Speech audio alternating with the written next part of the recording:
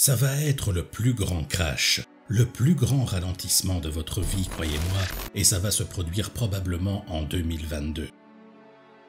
Ils ont imprimé plus d'argent au cours de la dernière année et demie qu'ils en ont imprimé au cours des 10 années précédentes. Nous nous trouvons donc dans une confrontation entre des banques centrales qui impriment désespérément toujours plus d'argent pour nous empêcher de sortir de la plus grande bulle d'actifs financiers de l'histoire, de la plus grande bulle d'endettement jamais vue, qui est aujourd'hui mondiale et plus grande comme jamais auparavant.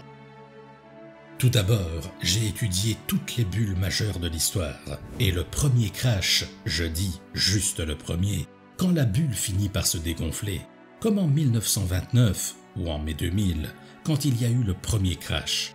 En moyenne, et en seulement 2 à 6 mois, la chute était de 46%. Maintenant, lorsqu'une bulle majeure de cette ampleur, comme celle de 1929 ou de 2000, ou maintenant celle de 2021 s'effondre, l'ensemble du crash tend à être de 80 à 90%. Celui de 1929 était d'environ 89%.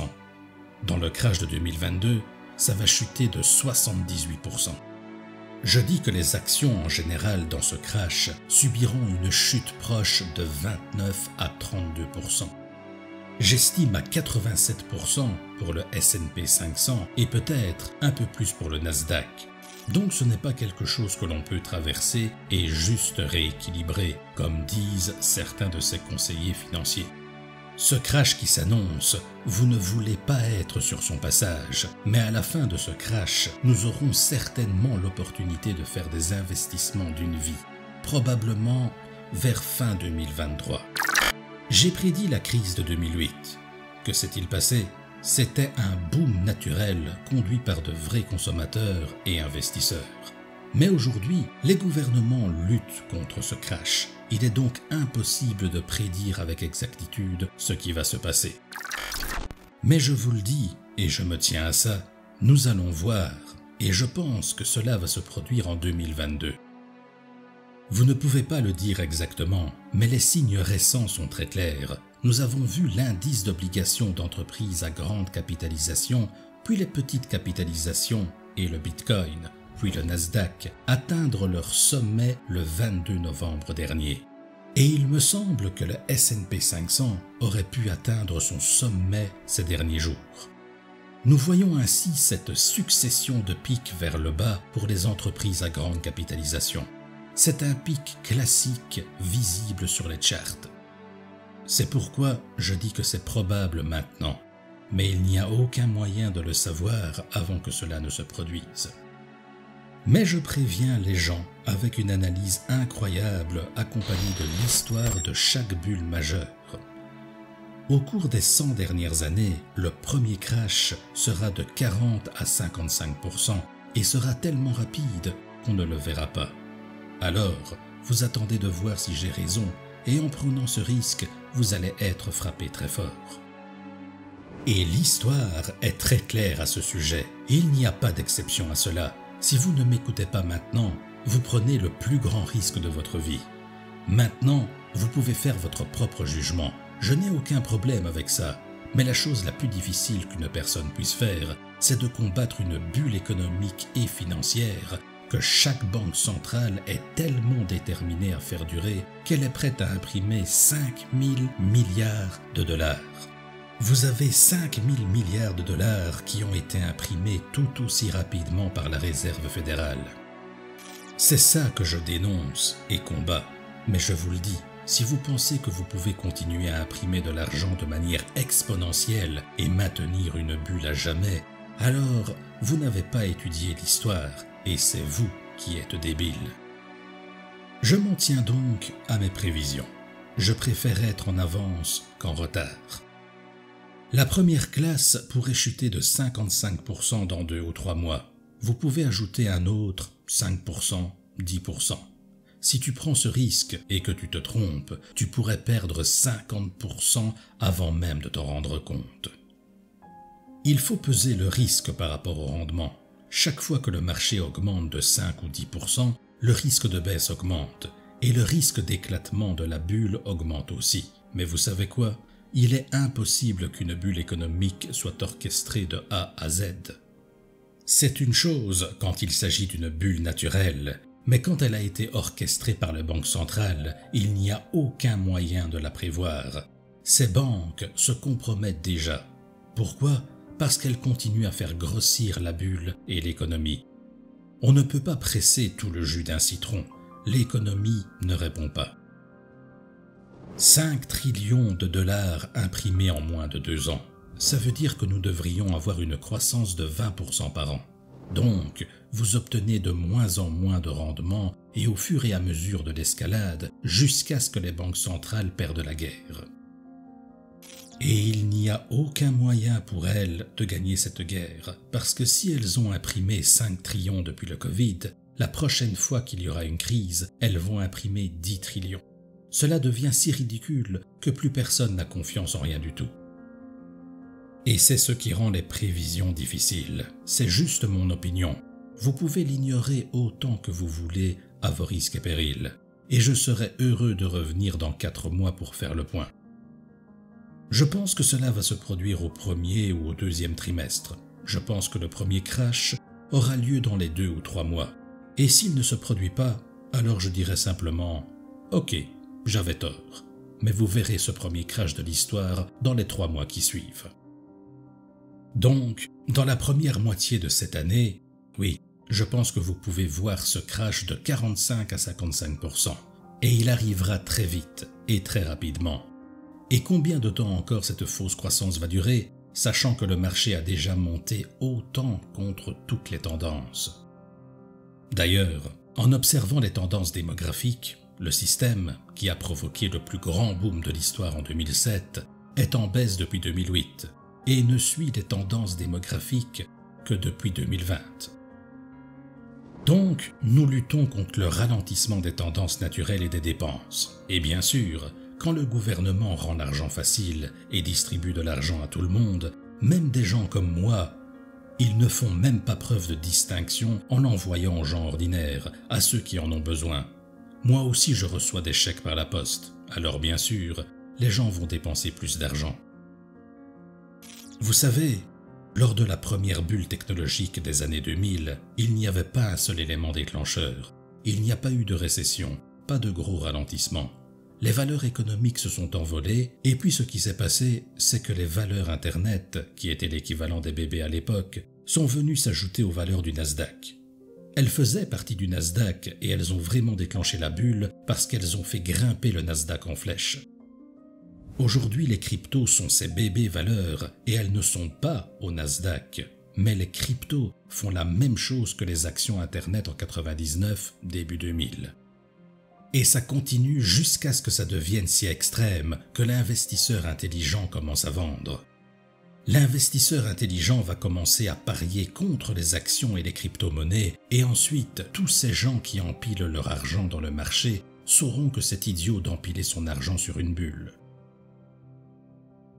Je n'aime pas le dire, mais les gens ordinaires ont empilé leur argent au cours des 6 à 12 derniers mois, exactement comme en 1999.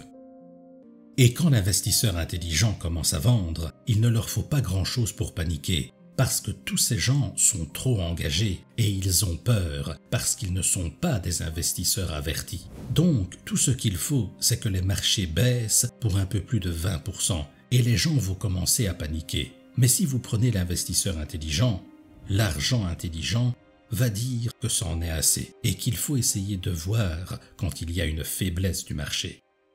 Les gouvernements continuent d'imprimer jusqu'à ce que l'inflation devienne incontrôlable. Et bien sûr, à 6 ou 8%, nous aurons bientôt un nouveau rapport de janvier et l'inflation sera probablement plus élevée que cela.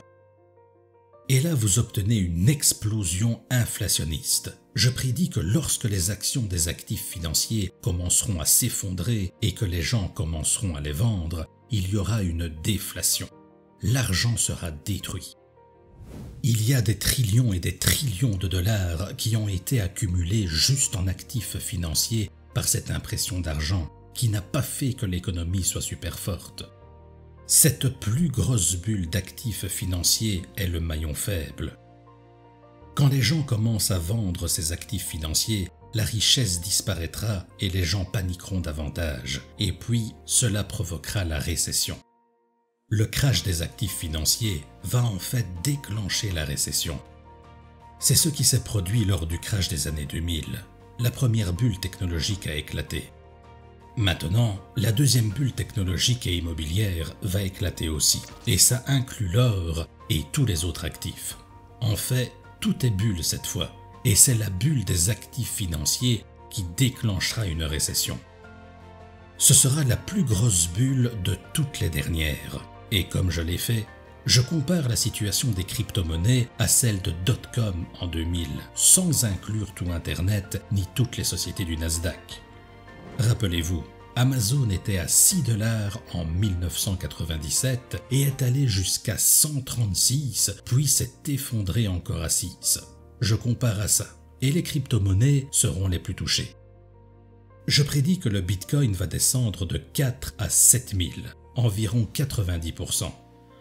Un crash plus important que le S&P 500, le Nasdaq, les actions, la Chine, des choses comme ça. Mais d'un autre côté, oui, c'est le prochain secteur technologique émergent. Pensez au PC à la fin des années 70 et au début des années 80, puis à leur explosion et ensuite à l'Internet pour les connecter dans les années 90. Aujourd'hui, ça atteint son apogée et sa maturité. La cryptographie est la prochaine vague technologique. Et laissez-moi vous donner une phrase pour cela parce que c'est complexe. Mais c'est la numérisation de tous les actifs financiers et de l'argent dans le monde. Et le Bitcoin pourrait bien finir par devenir la norme mondiale, ce que le dollar ne sera pas. Les États-Unis vont perdre leur statut de monnaie de réserve à un moment donné. Nous ne sommes pas le meilleur pays du monde. Aussi loin que vous allez, l'Asie s'élève, les autres pays aussi. Nous ne pouvons pas l'être. Je pense que le Bitcoin pourrait devenir cette nouvelle norme. La crypto n'en est qu'à ses débuts. Et tout comme Internet était à ses débuts et a maintenant atteint son apogée en 2021, je vois la crypto à son meilleur vers 2037 et 2040. Des milliardaires comme Ray Dalio font une grande erreur quand ils disent aux gens de ne pas avoir de l'argent liquide. L'argent comptant, c'est bien. Peu importe ce que tu as, tu retires ton argent des marchés qui sont au plus haut. Vous le retirez du sommet et puis, quand le crash commence, tout baisse et vous achetez à nouveau avec cet argent. C'est une excellente stratégie. Je sais que ce que je dis peut sembler extrême. Je n'aime pas être extrême. Mais là, c'est autre chose et la réalité est différente.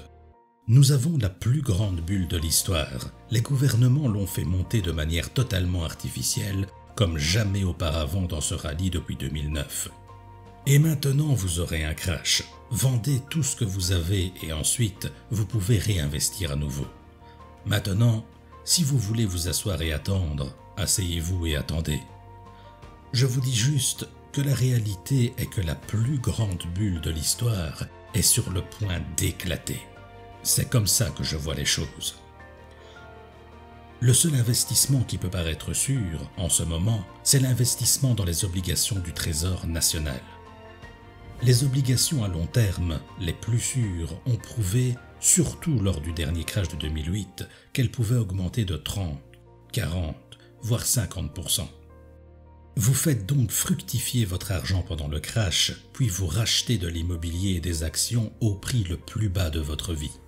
Et c'est ce qui s'est passé en 2008. Les États-Unis étaient endettés. Les États-Unis avaient des problèmes, comme tout le monde. Mais c'est le dollar américain qui a le plus grimpé et qui est monté en flèche lors du crash. Les obligations du Trésor américain se sont le mieux comportées, car c'est la meilleure maison dans un mauvais quartier. La Chine est bien plus endettée que nous, et c'est surtout dans l'immobilier. Le citoyen chinois moyen a 75% de sa valeur nette dans l'immobilier. C'est 2 à 3 fois plus surélevé que le nôtre, et le nôtre est surévalué. Et ils ont au minimum 22% de maisons et des bâtiments vides. Le plus grand buste de l'immobilier dans le monde ne sera pas aux États-Unis, ce sera en Chine. Et ces gens ont 75% de la valeur nette dans l'immobilier. Alors, imaginez la douleur là-bas, c'est ce qui arrive quand une bulle éclate. Toutes les bulles et tous les marchés haussiers sont toujours suivis d'un marché baissier et d'un éclatement de bulles si c'est une bulle. Fin de l'histoire.